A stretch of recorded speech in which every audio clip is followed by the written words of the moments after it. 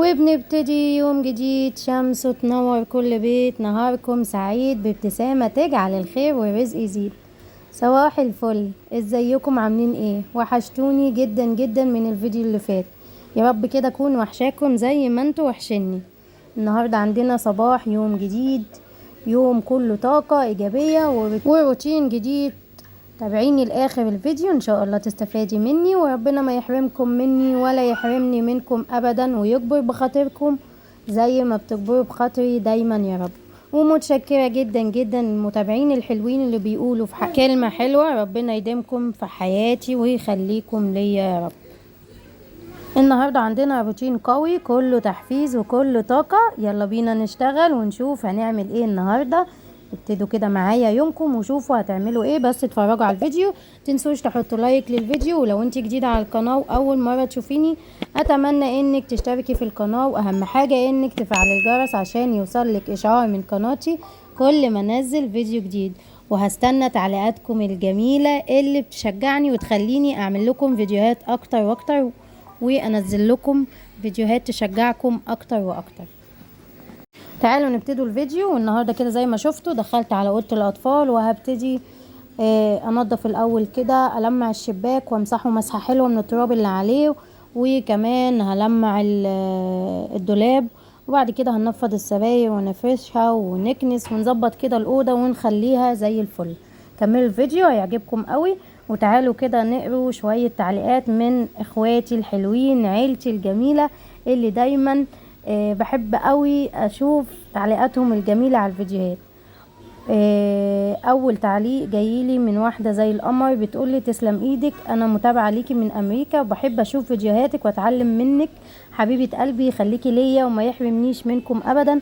كلامكم الجميل ده مش عايزه اقول لكم، مش عارفه اقول لكم بيشجعني ازاي وبيفرحني ازاي، والله العظيم بتفرحوني جدا من تعليقاتكم الحلوه. حد تاني كاتب لي وحشتينا يا قمر، عشان انا الفيديو اللي فات اتأخرت فيه، نزلته بعد 3 ايام. انا بنزل فيديو يعتبر يوم ويوم، يعني يوم ويوم لا، مستمر على كده من ساعة ما فتحت القناة. فاتأخرت يوم، كان عندي ظروف غصب عني معرفتش انزل الفيديو، فنزلته بعديها يعني يعتبر خد 3 ايام. فالناس بعتلي بقى وحشتيني زي ما انا وحشتكم، يعني انتوا وحشتوني والله. تسلم ايدك يا سكر، روتيناتك جميلة وافكارك روعة، حبايبي خليكوا ليا وما يحرمنيش منكم. تسلم ايدك يا حبيبتي، جميل جدا. دي التعليقات اللي كانت جايه على الفيديو اللي فات. بس عايزه اقول لكم في كام تعليق برضو كان جاي على الفيديو اللي قبله. كان في واحده سالاني على حاجه، استنوا نشوفوا اقول لكم. واحده من الامارات كاتبالي ممكن تقولي لي على نوع الحلل الاسود اللي شكرتي فيه ده، شكله حلو صراحه ما شاء الله ومش تقيل على الايد. لا هو مش تقيل خالص، هي الحلل خفيفه كده ولا تقيله ولا خفيفه، يعني هي حلوه. وعايزه اقول لك انا من ساعه ما جبتها انا بحاول يعني احافظ عليها ما بوظهاش زي التيفال اللي كنت جايباها الحمراء بتاعتي. بغسلها بس هي سبونشه وشويه بريل، ما بزيدش عن كده. ما تحاوليش تحطي السلك فيهم عشان ما تبوظيهمش، لان انا الحمر بتوعي باظوا بسبب كده. فنوعهم هو تيفال، يعني هي نوع تيفال، نوع من انواع التيفال برضو، بس شركة ايه واسمهم ايه بالظبط مش عارفة بصراحة، لاني رميت الكرتون. انا بقالي فترة جايباهم وكنت جايباهم من كارفور، كانوا عاملين عليهم عرض نظام. كانوا حلتين و3 طاسات. 3 طاسات، واحدة كبيرة، لا طاستين بس، واحدة كبيرة وواحدة صغننة. كانوا طاستين وحلتين، ما كانش اكتر من كده. فكان عليهم عرض، فلقيته عرض حلو قوي، يعني مش عارفة كانوا عاملين، صدقوني ما كانوا عاملين 350 تقريبا حاجه زي كده يعني. بعد كده لقيت اسعارهم عليت جدا، فوجئت يعني، فنفدت بيهم بصراحه. بس فده نوعهم تيفال، يعني هم نوعهم ايه، نوعهم تيفال برضو، بس تيفال الحلو مش التيفال اللي هو اللي ايه الوحش. تمام. واحده كاتبالي تسلم ايدك يا حبيبتي، جميل جدا. الفيديو اللي فات كنت منزله ماسيو، فكانوا كاتبيني ربنا يخليهولك وتفرحي بيه حبيبتي خليكي ليا. و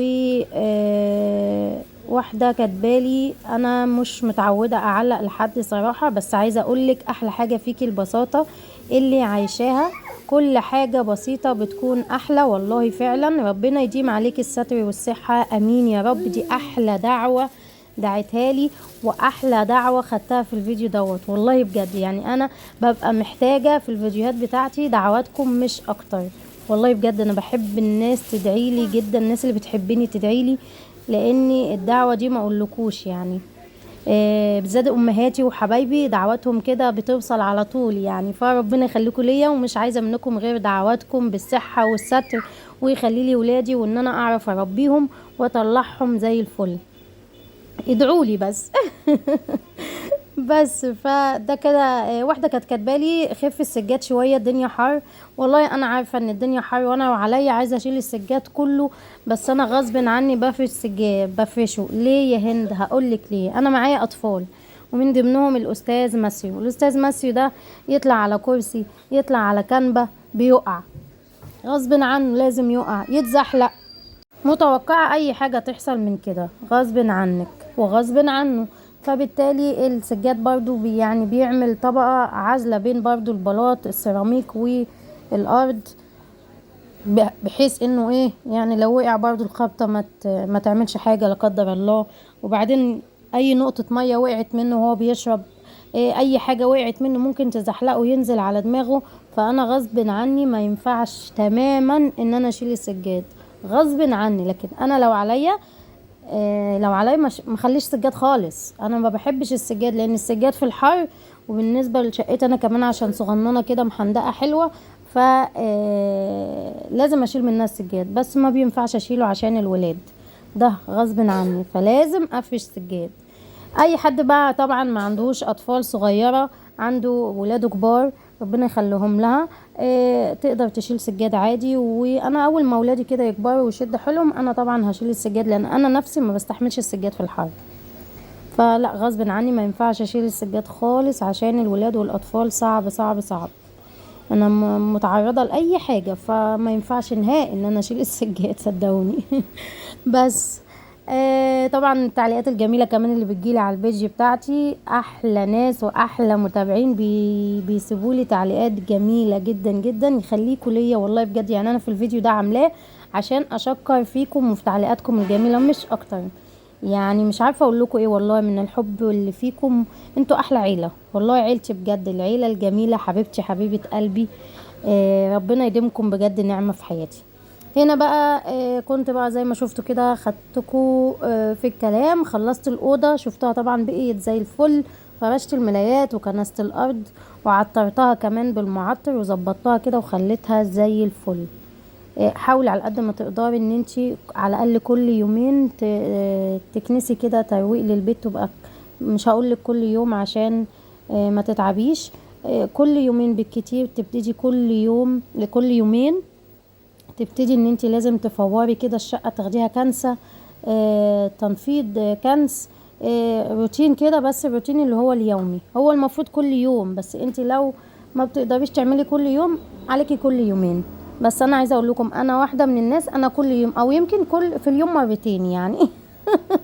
لان انا بكنس من هنا ما بكملش ساعتين 3 بلاقي الدنيا اتقلبت تاني، فبعمل تاني. بس بالنسبه لنا اللي عندها اطفال طبعا زي اكيد عارفه الكلام ده، وبالذات اوضه الاطفال انها ما بتقعدش، ده طبيعي يعني. مسافه ما هتروقيها هتلاقي اللعب طلعت، الملايه اتحركت من مكانها، السجاده مش عارفه ايه، بتلاقي الدنيا اتقلبت تاني، فده الطبيعي يعني. لكن حاولي على قد ما تقدري ان انتي تبقى عندك روتين يومي، كل يوم تقومي تكنسي الارض، تروقي كده الاوض بتاعتك، تظبطي ملاياتك، تهوي.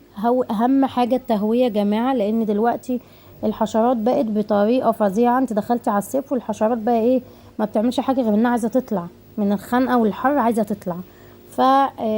على قد ما تقدروا هووا، افتحوا بلكوناتكم، هووا حاجتكم عشان ما يبقاش عندكم حشرات، بالذات السراير بتاعتنا، لان احنا عارفين ان في حاجه اكيد قريناها على النت كتير، اللي هي حشره الفراش دي. ما بتتشافش لكن هي بتجيب حساسيه ومؤذيه للجسم، احنا ما بنشوفهاش ولا بنحس بيها، لكن هي بتتعبنا.